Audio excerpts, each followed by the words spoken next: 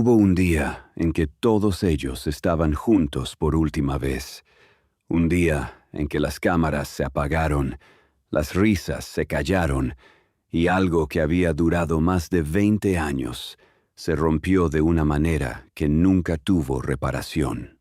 Y lo más doloroso de todo es que ninguno de ellos sabía en ese momento que era el final, que esa sería la última vez, que lo que habían construido juntos, esa vecindad que hizo reír a generaciones enteras, nunca volvería a ser lo mismo.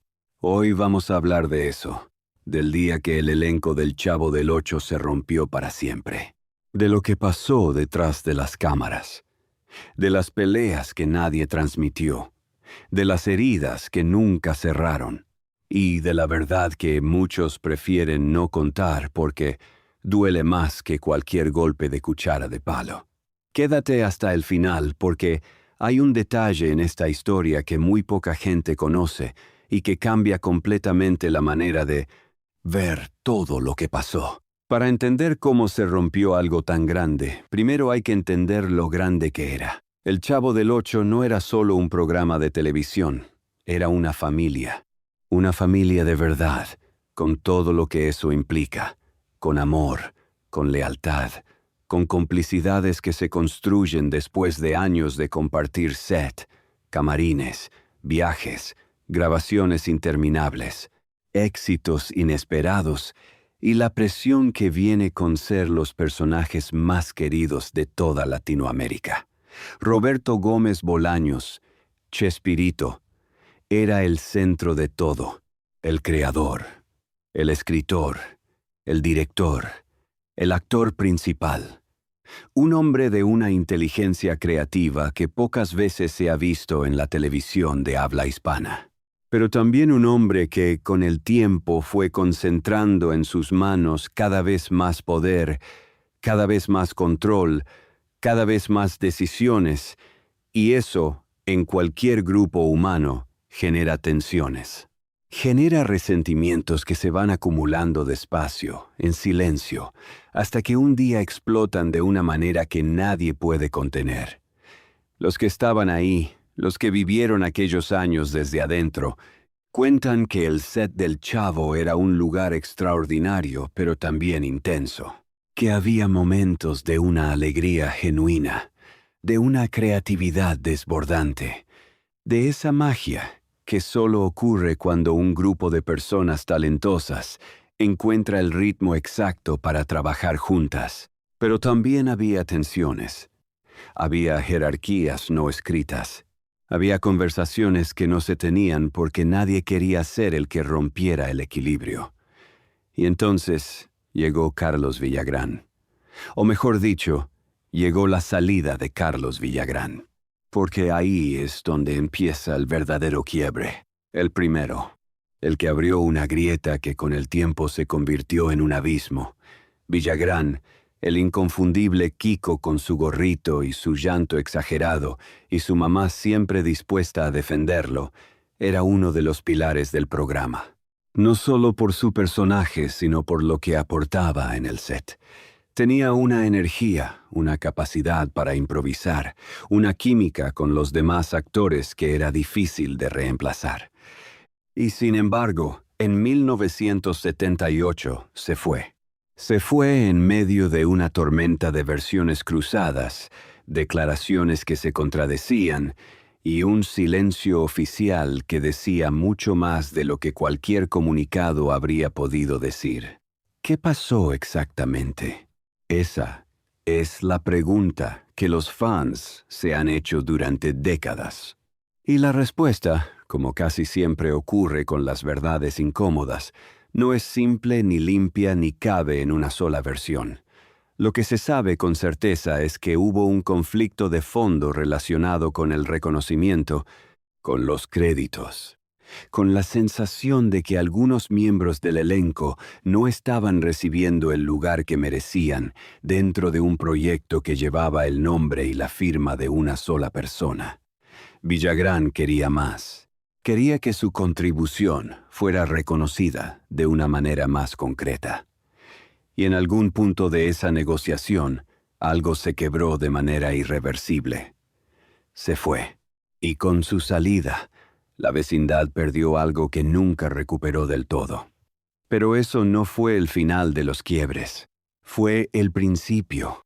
Antes de seguir, necesito pedirte algo. Si esta historia te está llegando, si creciste viendo El Chavo y sientes que hay cosas de ese programa que nunca te contaron y que merecen ser dichas, suscríbete a este canal ahorita. Activa la campanita. Aquí contamos las historias que están debajo de las historias. Las que duelen. Las que explican por qué las cosas terminan como terminan. Y no querrás perderte ninguna. Sigamos. Porque lo que vino después de la salida de Villagrán fue una serie de fracturas que se fueron produciendo una detrás de otra, como fichas de dominó que caen en cámara lenta, cada una empujando a la siguiente, cada una dejando una marca que el tiempo no borró sino que fue profundizando. María Antonieta de las Nieves, la Chilindrina, tuvo sus propios momentos de tensión con la producción. Años de trabajo.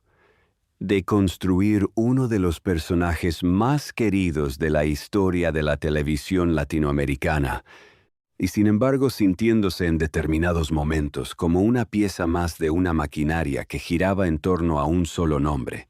Ella lo ha dicho con sus propias palabras en distintas entrevistas a lo largo de los años, con una mezcla de cariño y de tristeza que dice todo lo que las palabras a veces no alcanzan a decir.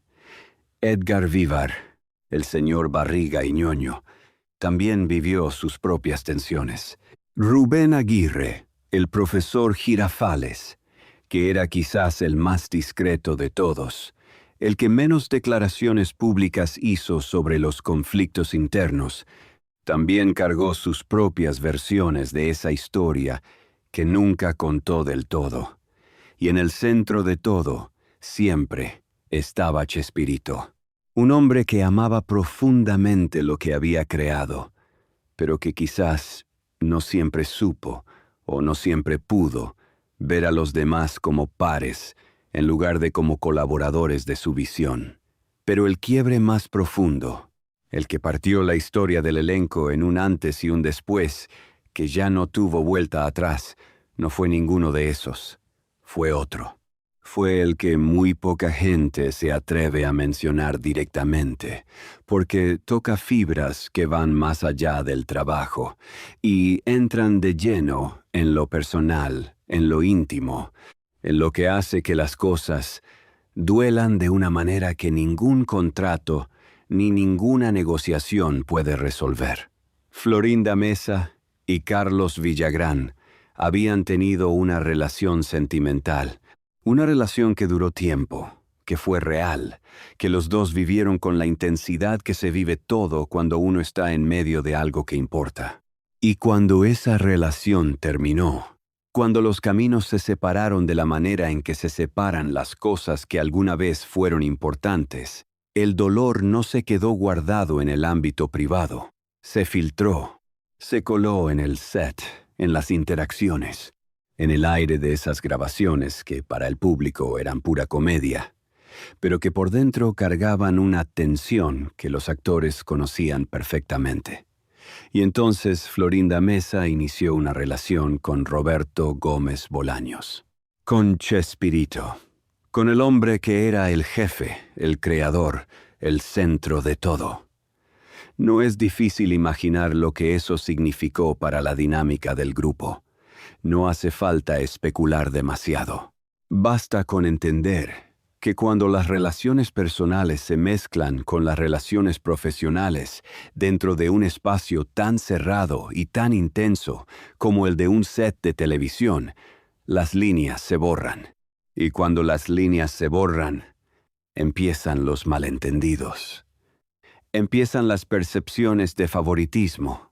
Empiezan las conversaciones que no se tienen en voz alta, pero que todos escuchan igual. Villagrán ha hablado de esto en entrevistas a lo largo de los años, con una franqueza que a veces incomoda, precisamente porque es honesta. Ha dicho cosas que duelen, porque vienen de un lugar real, de alguien que vivió esa situación desde adentro y que cargó con ella durante mucho tiempo antes de encontrar las palabras para contarla.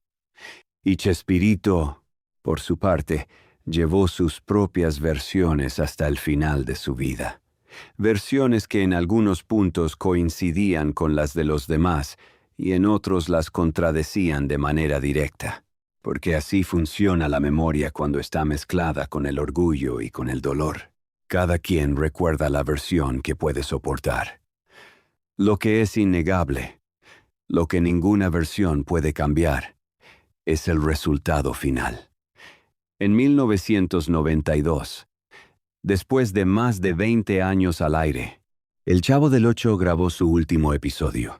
No hubo una gran despedida. No hubo un episodio especial diseñado para cerrar la historia. No hubo un momento en que todos se juntaran frente a las cámaras para decirle al público que había sido un honor. Simplemente se apagaron las luces de la vecindad y no volvieron a encenderse. Y los actores que habían construido ese mundo juntos, que habían pasado más tiempo compartiendo set que con sus propias familias. En algunos periodos de sus vidas se dispersaron, siguieron con sus carreras, siguieron con sus vidas. Pero lo que habían tenido juntos, esa cosa específica e irrepetible que solo existe cuando un grupo de personas encuentra su momento exacto, eso no volvió. Hubo intentos de reuniones. Hubo momentos en que parecía posible que el tiempo hubiera suavizado las cosas lo suficiente para que pudieran estar en el mismo espacio sin que el pasado ocupara todo el aire. Algunos de esos intentos funcionaron a medias. Otros no funcionaron en absoluto. Villagrán y Chespirito nunca llegaron a una reconciliación real. Se vieron en algunas ocasiones. Hubo palabras corteses, del tipo que se dicen cuando uno sabe que las cámaras están presentes y que lo que diga va a quedar registrado. Pero una reconciliación genuina, del tipo que cierra heridas, del tipo que permite que dos personas que alguna vez construyeron algo juntas puedan mirarse a los ojos sin que haya un peso entre ellas. Esa nunca llegó. Y el 28 de noviembre de 2014, Roberto Gómez Bolaños murió. Se fue sin que esa conversación hubiera ocurrido. Se fue dejando abiertos hilos que ya nunca van a tener un final limpio. Cuando la noticia llegó, las reacciones de los distintos miembros del elenco dijeron más que cualquier declaración preparada. Hubo dolor genuino. Hubo reconocimiento de lo que había sido, de lo que habían construido juntos, de la magnitud de lo que ese hombre había aportado a la cultura latinoamericana. Pero también hubo, en algunos casos, un silencio elocuente. El tipo de silencio que existe cuando uno no sabe cómo llorar la muerte de alguien con quien tuvo cuentas pendientes. Eso es quizás lo más triste de toda esta historia. No que el elenco se haya roto. Los grupos humanos se rompen. Las relaciones se complican. Los conflictos ocurren y a veces no tienen solución. Eso es parte de la vida y no tiene sentido idealizarlo. Lo más triste es que se fueron sin cerrar, que el tiempo que había para decir lo que había que decir, para reconocer lo que había que reconocer, para pedirse perdón por lo que había que pedirse perdón, ese tiempo se acabó antes de que nadie estuviera listo para usarlo. Y los que quedamos del otro lado, los millones que crecimos viendo esa vecindad, los que aprendimos a reír con ellos sin saber nada de lo que pasaba detrás de las cámaras, nos quedamos con una historia que es más compleja y más humana de lo que la televisión nos mostró. Porque eso es lo que hace que El Chavo del Ocho sea tan difícil de soltar, incluso hoy, incluso décadas después. No es solo nostalgia. Es que esas personas nos dieron algo real. algo que salía de sus propias vidas, de sus propias contradicciones, de sus propias heridas. Y eso, aunque no lo supiéramos en ese momento, lo sentíamos. Lo sentíamos en cada escena, lo sentíamos en cada mirada. El elenco se rompió, pero lo que construyeron, eso no se puede romper. Porque ya vive en demasiadas personas, en demasiadas memorias, en demasiadas tardes de infancia que no tienen precio. Y quizás esa sea la manera más honesta de cerrar esta historia. No con una moraleja, no con una conclusión ordenada, sino con eso. La certeza de que a veces las cosas más grandes que existen se construyen entre personas imperfectas que no siempre saben quererse bien, y que eso no las hace menos grandes, solo las hace más humanas. Si llegaste hasta aquí, gracias de verdad. Dale like si esta historia te movió algo. Compártela con alguien que creció viendo El Chavo y que merece saber lo que había detrás. Y suscríbete si todavía no lo has hecho, porque aquí seguimos contando las historias que están debajo de las historias. Las que nadie termina de contar del todo. Las que más importan. Nos vemos en el siguiente video.